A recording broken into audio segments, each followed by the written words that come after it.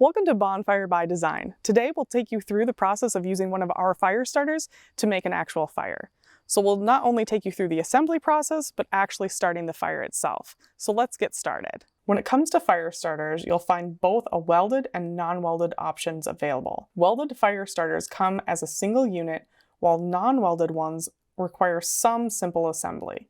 Choose the option that suits your preference and needs. If you have a non-welded fire starter, let's quickly go through the assembly process. Simply slide the half with a solid hole over the top of the other so that they're 180 degrees from each other. Before placing the fire starter inside your fire pit, place a layer of newspaper or fire starter material like small dry leaves and sticks in the center of your fire ring. This provides a solid foundation for the initial flames. Once you've assembled your fire starter and prepared the fire ring, carefully position the fire starter in the center of the fire ring, directly above the fire starter material.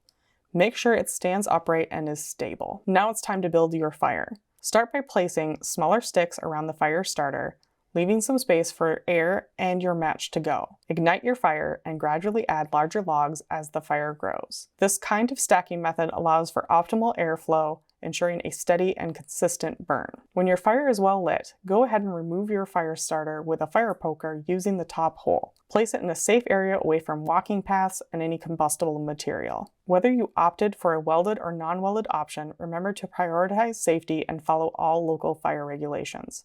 For more tips, tricks, and ideas, visit our website at bonfirebydesign.com. And until next time, happy gatherings and cozy nights around the fire.